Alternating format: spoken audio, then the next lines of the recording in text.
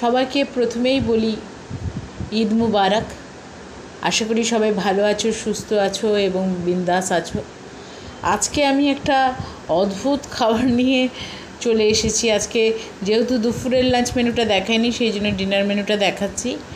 এখানে দেখো রয়েছে ভাত, আলু ভাজা আর মুগ ডালের বড়া। আজকে আমি যেটা দেখাবো, আর আছে গন্ধরাজ লেবুর সঙ্গে নুন লঙ্কা তো রয়েছে। আজকে যেটা দেখাবো সেটা আমাদের ভাষায় বলে শীতল পান্তা। আমাদের সাধারণত লক্ষ্মী পুজোয় নারায়ণকে শীতল পান্তা ভোগ দেওয়া হয়, কিন্তু সেক্ষেত্রে আমরা ব্যবহার করি গোবিন্দভোগের চালের। কিন্তু এখানে এটা গোবিন্দভোগ চাল না, মোস্ট প্রবাবলি এটা দেবভূমি চাল।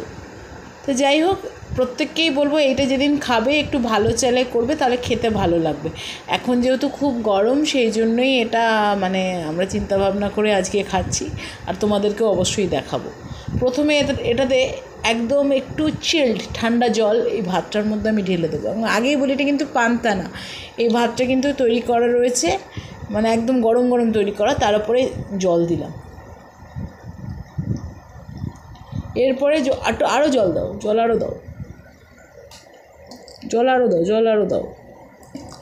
জল দেওয়ার পর এরপরে এতে নুন দেবো। যাদের ভালো লাগবে, যেহেতু আমাদের আজকে সোমবার, আমরা পেঁয়াজ নিইনি, যাদের ভালো লাগবে তারা কিন্তু অবশ্যই পেঁয়াজও নিতে পারো। এবার লেবু চিপে দেবো, অবশ্যই গন্ধরাজ লেবুটা এর মধ্যে চিপে দেবো। চিপে দেওয়ার পরে রসটা হলে লেবু চিপে দেবো। যারা কাঁচা লঙ্কা খাও, একটু কাঁচা লঙ্কা কুচো করে দিতে পারো। দিয়ে এই জল ভাতটা দিয়ে এই সবজি এই আলু ভাজা বা মটর ডালের বড়া, আমরা মটর ডালের বড়া করিনি, মুগ ডালের বড়া, এটা দিয়ে খেতে হবে।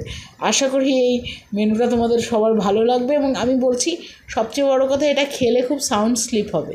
এবং এটা কিন্তু পান্তা নয়, এটা হচ্ছে শীতল পান্তা। এটা খেয়ে দেখো, এবং গরমের দিনে এটা খুব উপভোগ্য একটা খাবার, খেলে খুব ভালো লাগবে। কালকের নতুন ব্লগ নিয়ে আবার আসছি, ততক্ষণ পর্যন্ত ভালো থেকো সবাই।